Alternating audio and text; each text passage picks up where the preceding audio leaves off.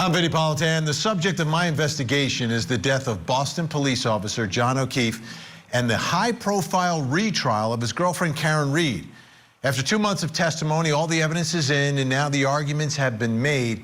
But have all the jury's questions been answered? Here's the story. On the night of January 28, 2022, Boston police officer John O'Keefe and his girlfriend Karen Reed visited 2 bars in Canton, Massachusetts, C.F. McCarthy's and the Waterfall Bar and Grill. Later, they proceeded to an after-party at the home of a fellow police officer, Brian Albert. Karen dropped John off at Albert's home but did not enter the house herself. The following morning, concerned by John's absence, Karen, along with Jennifer McCabe and Kerry Roberts, searched for him. They discovered John O'Keefe unresponsive in the snow outside of Albert's home. Despite attempts at CPR, he was pronounced dead at the hospital. An autopsy revealed blunt force trauma and hypothermia as contributing factors to his death.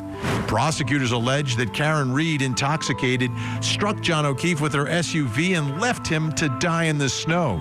Karen Reed maintains her innocence, asserting that John O'Keefe was attacked inside the house and that she is being framed. Both sides have presented all their evidence and made all their arguments, but are there still some lingering issues and unanswered questions? During the course of this trial, the prosecution has leaned heavily on what Hank Brennan, the special prosecutor, refers to as the data. The data doesn't lie. And they've gotten a lot of data from one source, John O'Keefe's cell phone. Take a listen. Based on the location data, the health data, and the research that I did and the testing, I believe it is more likely that the device was in a vehicle traveling on a road going up an incline versus the location data being incorrect and the person being walking up physical stairs. Yes, around 12:31, 56 or 57 is the start of the health event, 36 steps. How long, how many seconds does that phone move for? 20 seconds. Based on the totality of all of the information that we've described, my opinion is that the device never moved far away from the flagpole. Could it have been a straight line? It could have been a straight line. Could it have been somebody pacing? It could have been. Could it have been somebody moving and jumping? Yes. Jumping, if they were jumping forward, essentially. The larger white circle covers a substantial amount of the house at 34 Fairview, correct? Correct. The phone of John O'Keefe, according to this depiction, could be anywhere within the largest white circle, correct? Correct. Okay, we've covered a lot of murder trials here at Court TV through the years. And in recent years, you know the way these trials are going. That usually one of the most important pieces of evidence is the cell phone, the digital evidence, the digital footprint, etc. And in murder cases, like Alec Murdaugh, the cell phone data put Alec Murdaugh in a very specific place, moving a very specific way. It also put him in the vicinity of other cell phones belonging to other people. And I've seen this in other cases where you take the cell phone data of the victim and you match it with the cell phone data from the defendant, and you put them in the same place at the same time to prove your case. That didn't happen here. And that brings me to the first question in our investigation. Where's all the data from Karen Reed's phone? Why have we not heard that? Why is that not a part of this case? It is in every other case. The suspect's cell phone is seized and they use the data. And the data they're using is not just Waze and Apple Health. They're watching it bounce off of cell phone towers. We get all this specific information. We don't have that here. Why not? Here to help answer the question, John DePietro, host and creator of Road Patrol Live, and Karen Reed supporter Kim Whalen, also known as Nurse Kim on TikTok and on YouTube. This has really baffled me and bothered me throughout, John. that we're gathering evidence from the victim's cell phone. And yes, you can argue it tells a story. But there's a murder trial. There's a suspect who also has a phone. What's going on here? We definitely saw the text messages between Karen Reed and also Brian Higgins. But isn't that from Higgins' phone? Isn't that from Higgins' phone? Where's the data from her phone? From her phone, well, I mean, part of this is we know that she was using her phone because she was leaving him those voicemails and she was calling him all those times. There is some data about her phone, but it's my understanding that she had turned off the guidance on her phone, the locator.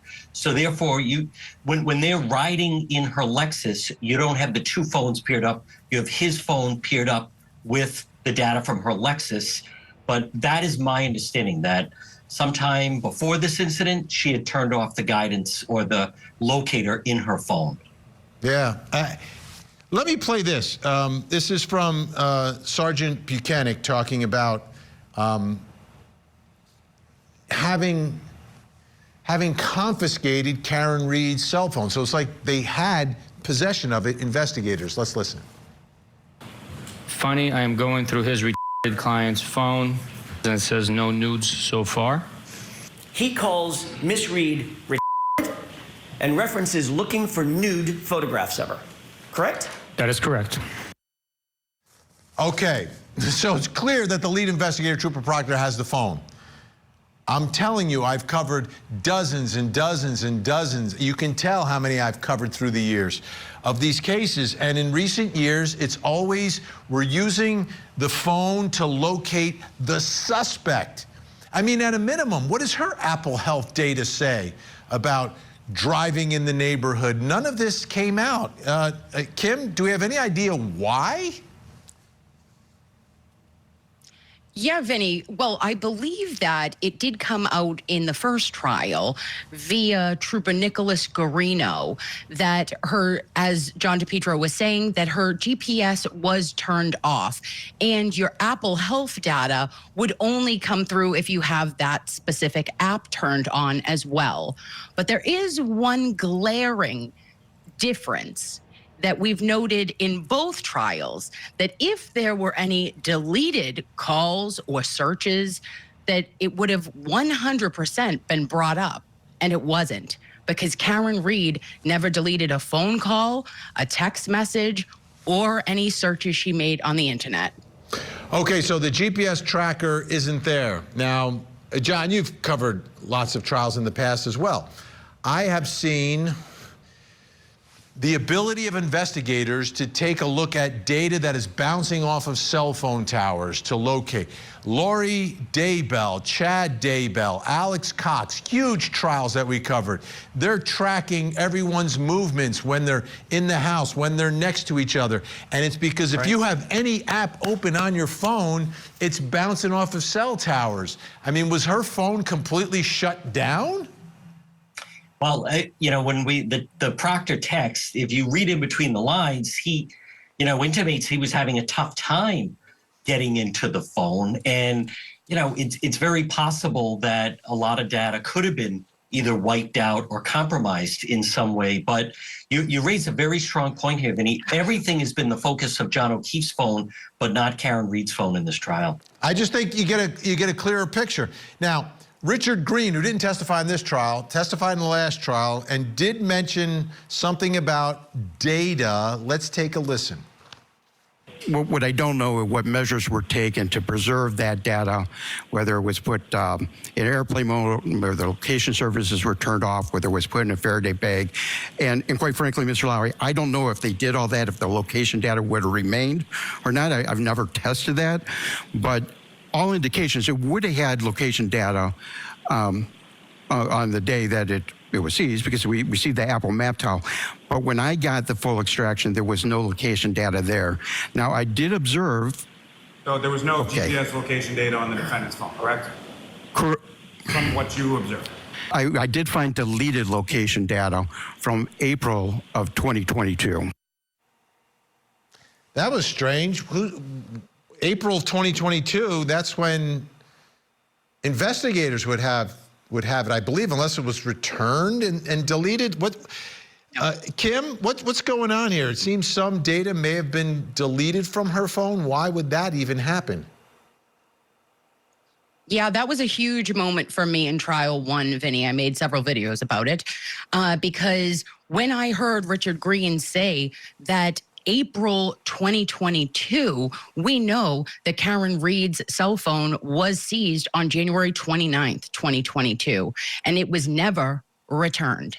So whatever was deleted would have been deleted in the custody of Mass State Police. And then we never heard anything else about it from there. Let me ask you this, John. Is it possible that the investigation of Karen Reed's phone was short-circuited because of the nature of the case? That investigators thought it was an open and shut, easy case to prove. This isn't a murder mystery. This isn't Alec Murdaugh. This isn't Lori Valadabel. Could it be that investigators kind of cut some corners and not doing what they would do in most murder investigations, maybe not even realizing it was going to be a murder charge?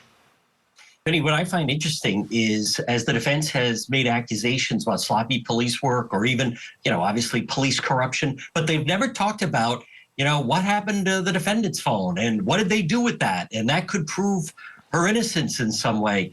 I can't recall the defense making any type of argument about her phone. And if there was some element that it was in police custody and data was compromised, I don't have any answer as to why they haven't done that.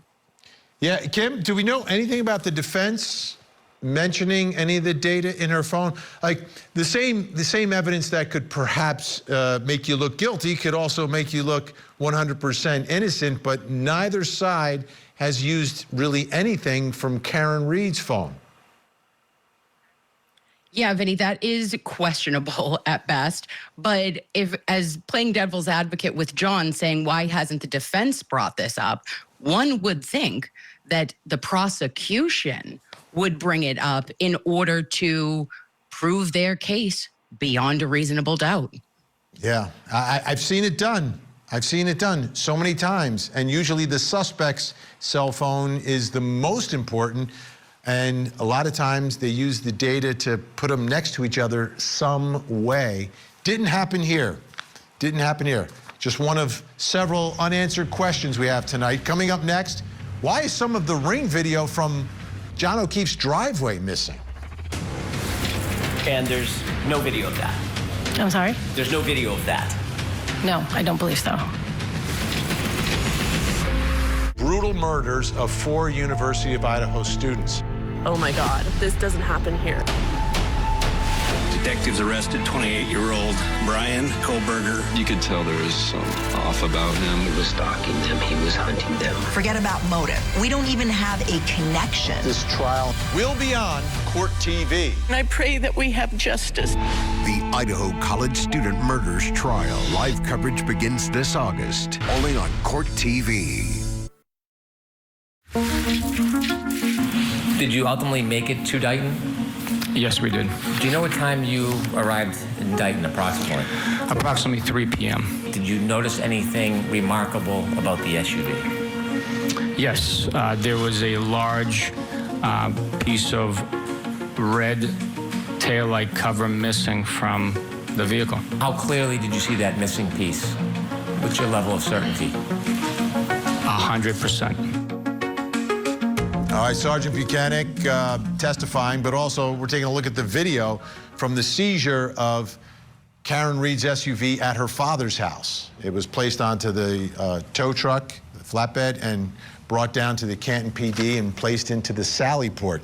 Now, there are a bunch of surveillance videos in this case that are significant and up for interpretation, right? None of them, as most surveillance videos, right, aren't 100% clear. But specifically, I want you to take a look at 3 of the ring videos, and this is from the ring video camera that is on John O'Keefe's driveway. Take a look at some of the videos from the trial and what they show. So I had a Ring doorbell video showing Miss Reed backing the Lexus out of Mr. O'Keefe's residence at approximately 5 o'clock in the morning. So Mr. O'Keefe's vehicle, don't know if you noticed, but there actually is contact between the vehicles. With the court's permission, I'd like to play 12C for the jury. Ms. Roberts, you've seen that video before? Yes, I have. Is that you and the defendant and Ms. McCabe going into Meadows? Yes, it is. This video, do you recognize the vehicle that just pulled into the driveway here? That looks like Karen Reed in the photo, on the video. I assume that's her father's car. So this would have been the time that Ms. Reed, the defendant, arrived with her family from the hospital as well? Correct. Now, Mr. O'Keefe, with the last video, the two individuals sort of walking over to the house, do you recognize who those were? Yeah, it appeared to be Karen Reed and her father. And the individual who just got out of the same vehicle, do you recognize that person? That appears to be Karen Reed's brother, Nathan. Okay, so there's a camera right there on the driveway that should capture everything that happens on the driveway. But not exactly. Not exactly in this case, because there's two crucial videos that you would think exist that would have been there. Karen Reed arriving after leaving 34 Fairview, after John O'Keefe got out of the SUV and either was run over by Karen Reed or perhaps killed inside of 34 Fairview, but then she drove back to John O'Keefe's home. And that video, I've never seen it. No one's ever seen it. Then there's the video of Karen Reed, Jennifer McCabe, and Kerry Roberts leaving One Meadows to then drive over to 34 Fairview. And that's supposed to be the point where they see, where Karen Reed is showing them the taillight and they're taking a look at it and they get really close to it. That video, where is it? And that brings us to the next question in our investigation. Why is some of the ring video from the driveway missing? Where'd it go? Why is it not there? I mean, I bet if you have Ring or a system like that, you take a look at your feed, you get everything from a bird landing to a car driving by. But here, two of the most crucial videos, nowhere to be found. Helping us with our investigation, John DePietro and Karen Reed supporter Kim Whalen. Kim, where are these videos? Well, Vinny, nobody seems to know. But what we do know for certain, per Trooper Nicholas Garino in Trial 1 and in Trial 2, that Karen Reed did not access Officer John O'Keefe's Ring account at any time. They had checked the upstairs desktop and laptop computer because there was an allegation that she may have been able to get into the computer. But after further investigation, they learned she had never accessed it, and that the only device that ever connected directly to the Ring was Officer John O'Keefe's cell phone. Let me ask you, John, where are these videos? These could be crucial videos, like it's her arriving after allegedly committing a murder, and it's two crucial witnesses testifying that they took a close look, a clear look at the taillight.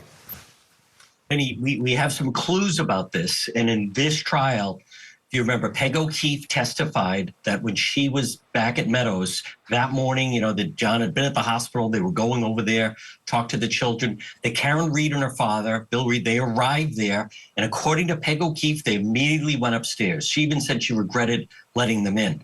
Let's also go back to the testimony with Brian Higgins, where she surprised him with a kiss, supposedly on the way out after watching the Patriots game. And when he got paranoid, Karen said, "That's okay, I know where the cameras are." It's been my impression in following this and in listening to Yuri Buchanan, they basically intimate that when Karen Reed from the hospital with her father, then the brother showing up, when they went to Meadows, that Karen Reed went up and deleted the video of her arriving back there after she had left Fairview, and also her showing Jen McCabe and Kerry Roberts the taillight. That's the implication inside the courtroom. I don't know of any other explanation of what could have happened to these two videos. Kim, is there any other explanation? Any other chatter? Well, yeah, the only other chatter, Vinny, is what's actually evidence, what is not intimated by anybody. And that is that it was never accessed from the computers. I don't know how much more clear you can be with that. And if you're not believing the Mass State Police, then we have some problems for the Commonwealth side. Additionally, Hank Brennan did subpoena Ring to come and testify in trial 2, but they never materialized.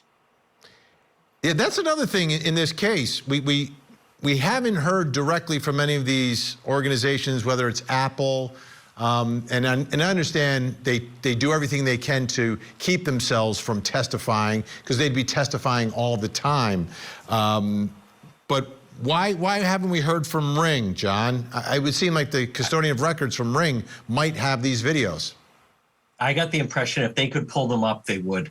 But I'm going to go with Peg O'Keefe, and I noticed Nurse Kim didn't touch on the planted kiss on Higgins, and Karen saying, that's okay, I know where the cameras are located. I'll give you a moment to respond to that. Knowing where the cameras are in a garage, John, is different than accessing them. You can look up and say, oops, I do not want to be seen on that camera, versus I'm going to be able to access this and go delete it. It shows knowledge, a little bit of knowledge about the cameras. All right, want to thank both of you, John DePietro, Kim Whalen. Of course, we've got Road Patrol Live, and we've got Nurse Kim on TikTok and YouTube. Thank you both so much, and I'll be see you next week. I'll be in Dedham. I'll be there. Yeah. All right. Been waiting for you outside the courthouse. Hi, Vinny. Up next, where is the missing piece of tail light?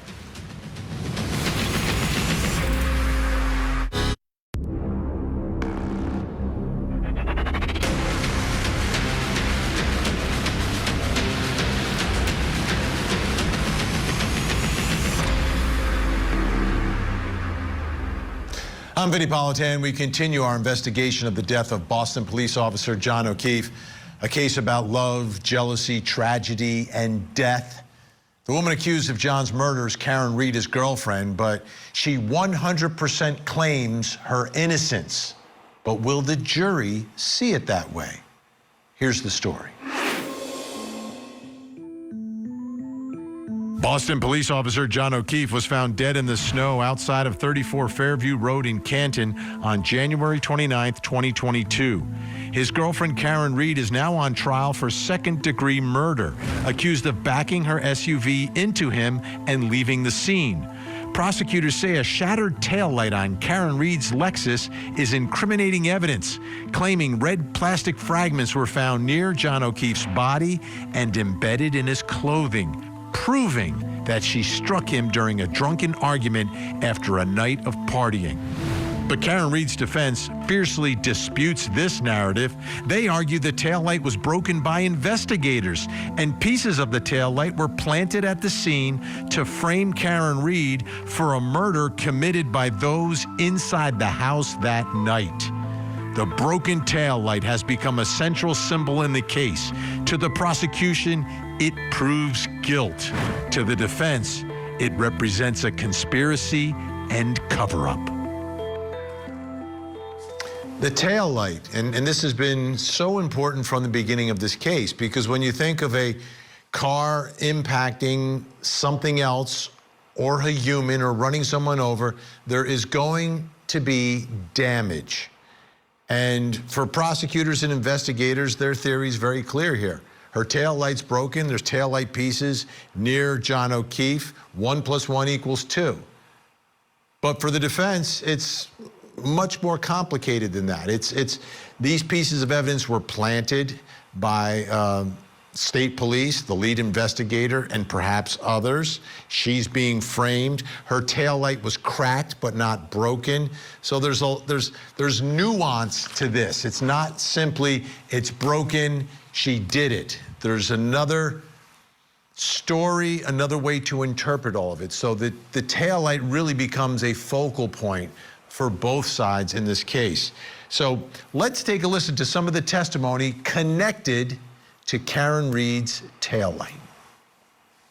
When my car was seized, there was a few small pieces of taillight missing that I had picked out at John's at 5:45 before we drove over to Fairview. I'm showing Jim and Carrie, look what I just did to my light, and I'm worried that it's going to there's going to be some kind of electric short circuit. There's like the bulb is showing and some of the red plastic's missing. So I picked pieces out of the light housing that had kind of collapsed within the light and dropped them in John's driveway. When you came out of Meadows, did you have a chance again to look at the defendant's tail light on her Lexus? Yes, when we left the house, she pointed it out to me. Did you stop and get a closer look? Yes, I did. I want you to describe for the jury your best memory of what it looked like. Karen pointed out and said, look, my taillight. And she said, do you think I hit him? And I said, no, I don't think you hit him. What are you talking about? Let's just go find him. But the taillight itself, the piece was missing. And as you got closer, there's a metal sort of square, and one of the pieces was sort of sticking out. And I only remember it because I thought if someone walks by that, they're going to catch their jacket on it. That middle section was intact when I was there.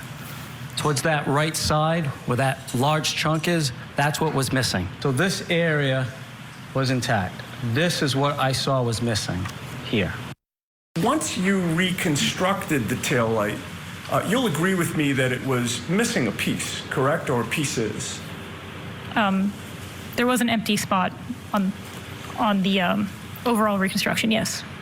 Were you ever provided with any pieces of taillight that would have filled in that missing spot? No. Were you ever provided or told about any pieces recovered from 1 Meadows Ave in Canton? No. Were you ever told about a collision at 1 Meadows Ave in Canton? So, when you think about all of this, the tail light is reconstructed by one of the CSI workers or one of the evidence people, puts it all together, but there is one section that is not there. And that brings us to the next question in our investigation. Where is the missing piece of tail light?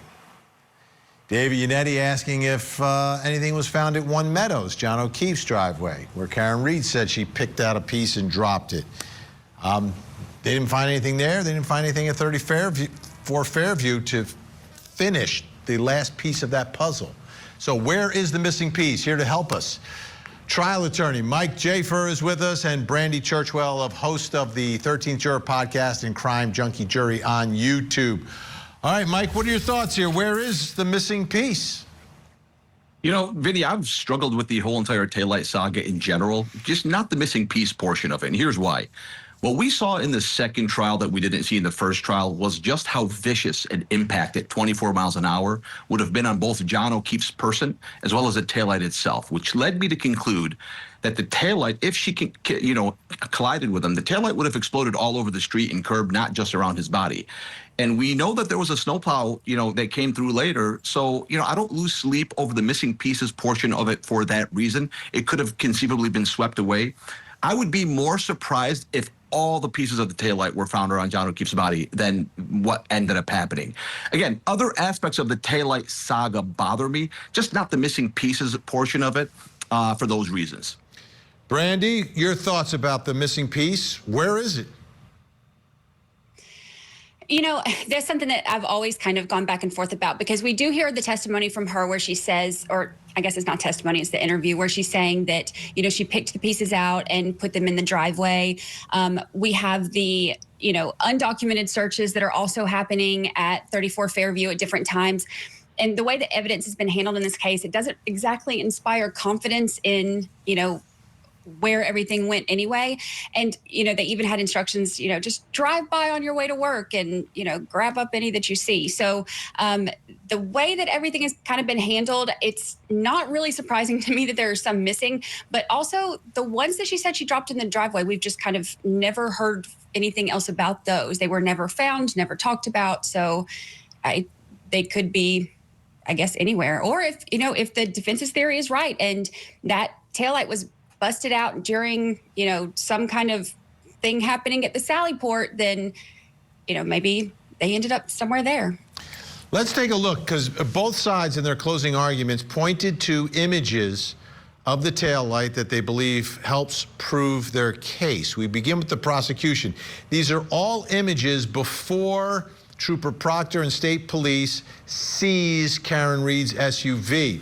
And the prosecution is saying these 3 photos right here prove that the right tail light was in fact fully broken the way it was depicted in that photo in the Sallyport. What are your thoughts about the impact of these photos, Mike? This is the part of the taillight saga that bothers me. This is the part right here, is this, because this is evidence that is, unless it's an optical illusion, it's very, very bothersome. But at the end of the day, I also look at it, as like a regular, typical pedestrian strike case, which many attorney will tell you they handle pedestrian strike. I handle pedestrian strikes, right? And at the time when you are investigating a pedestrian strike, you're always looking to see if it was criminal or just pure civil, right? Because at the end of the day, that's how these investigations happen. And when you do it, a lot of taillight pieces are just swept and thrown away. It's almost just important to say that there was taillight pieces found at the scene of either the crime or the collision. And people at the time of the incident, 6 o'clock in the morning, 5 o'clock in the afternoon the next day, they're not thinking to themselves that this would be this massive case, which this case is, in my opinion, the most massive case of this century. At the time, those investigators don't really know it. So it's very conceivable that they mishandled them.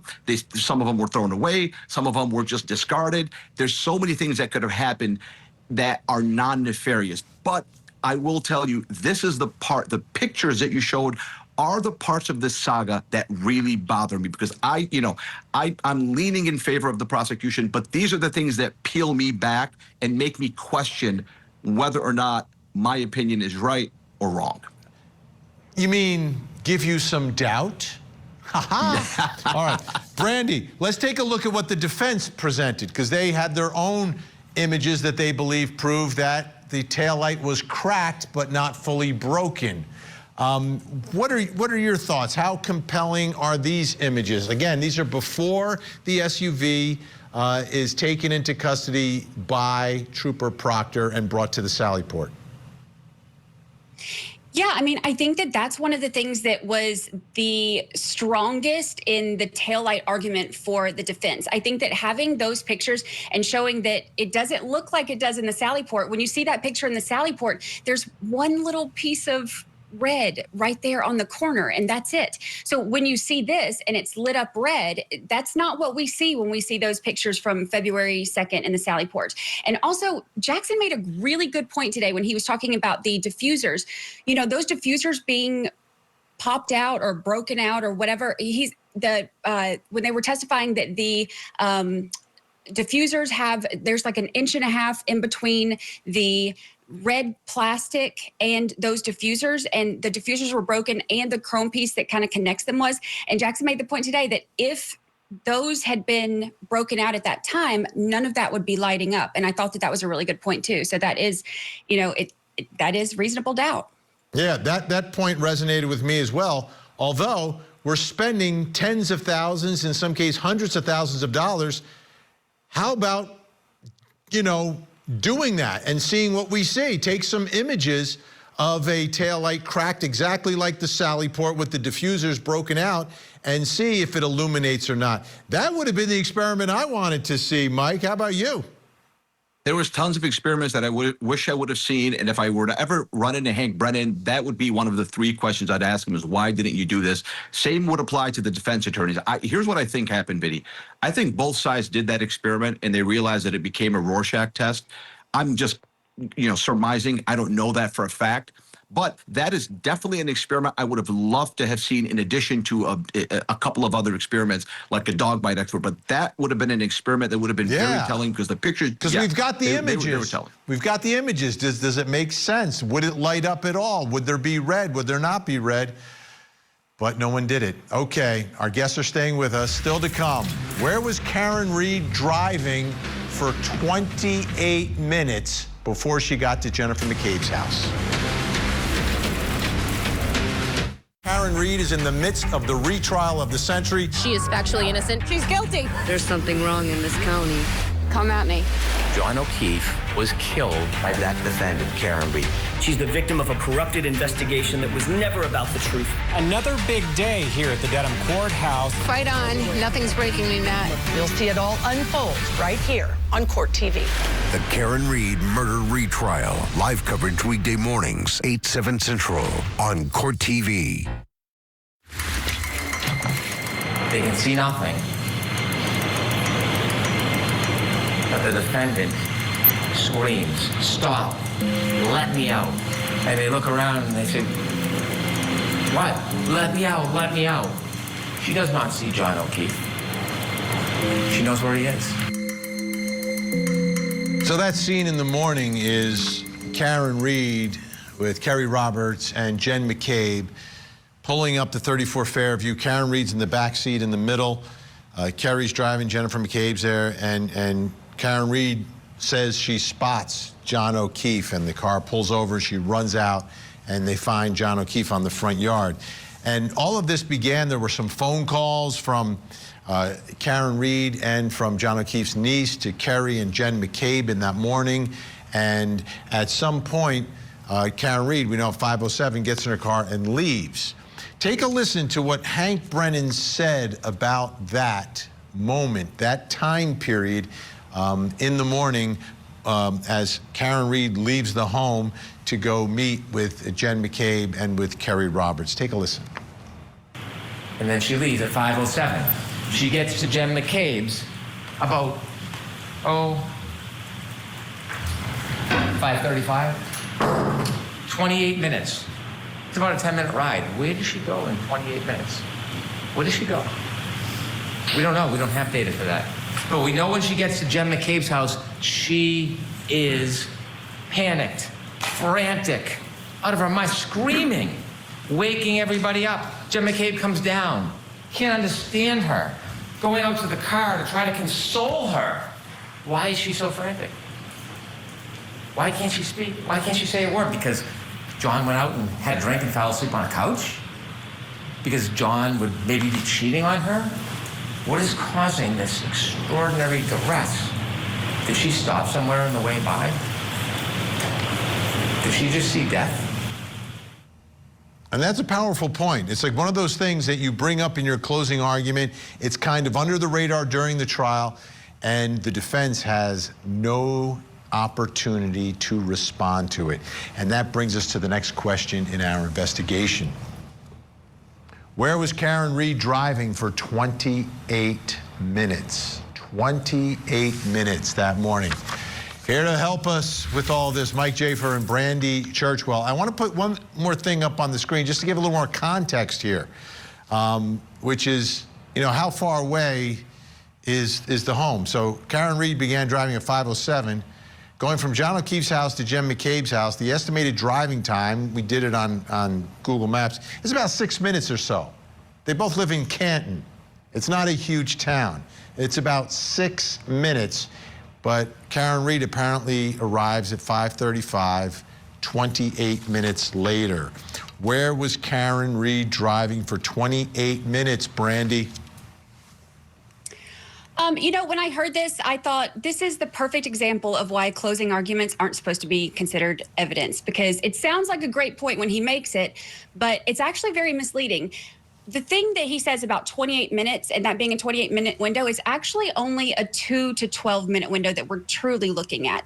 She left John O'Keefe's house at 5:07, 5:08, I think is when she was actually pulling out.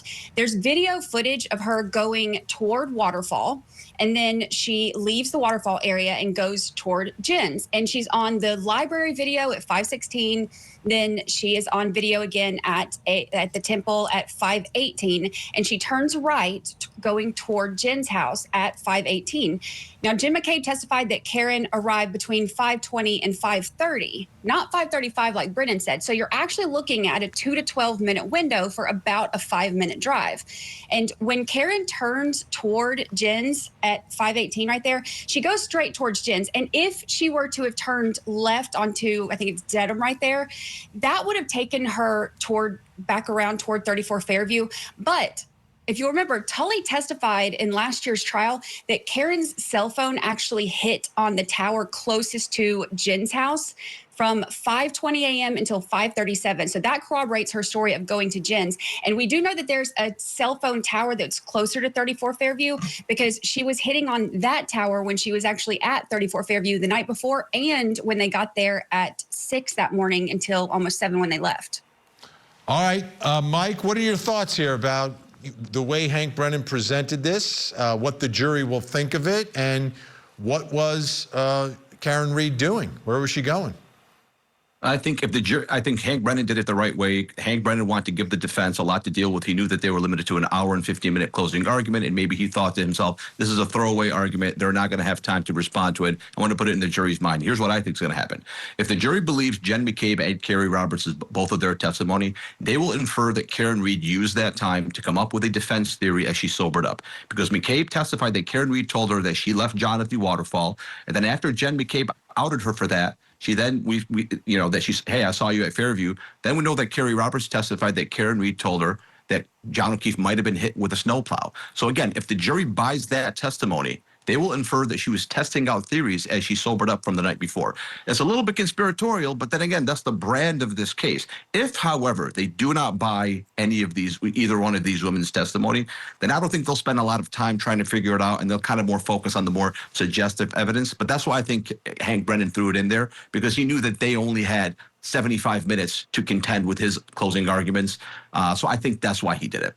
And Brandy, last year, I mean, Adam Lally did a lot more with this last year. It was a piece of his case, and it really, wasn't this time around, but it was, right? It was kind of thrown in there like a powerful footnote. Mm-hmm. Yeah. And, the thing is because we know what was testified to last year, it's easy for us to look at that window and be able to actually piece it together and see where she was and be able to kind of debunk this whole, insinuation that he'd made. But the jurors don't know that. And they aren't going to piece together. They didn't hear Tully last year going over the cell phone towers. They're not going to know about the library video and the temple video of her, turning at 5:18. So all they hear is that one little snippet of him kind of like, oh, where was she for those 28 minutes? And it is very impactful, but also it's not even about him knowing that the defense isn't going to have time to respond to that. He deferred. He went after the defense. So he knows that they've already had their shot at it. So he can basically kind of throw out things like that, knowing that there's not even going to be a chance for them to even attempt to address it. And with the information that Lally gave us last year, we were able to see, more about that drive. But that little... It was tricky when he did, but it might be effective. It's one of the advantages prosecutors have. Obviously, it's because they carry the burden of proof, but that's why they're given the last word. And sometimes that last word, there is no response from the other side, and we'll see what the jury does with it. Mike Jafer and Brandy Churchwell, so great to have you on the program. We appreciate it, and we'll see you really, really soon. Okay. It's absolutely amazing that after 2 trials, there are still lingering questions. What is so puzzling to me is the lack of data from Karen Reed's phone linking her to John O'Keefe.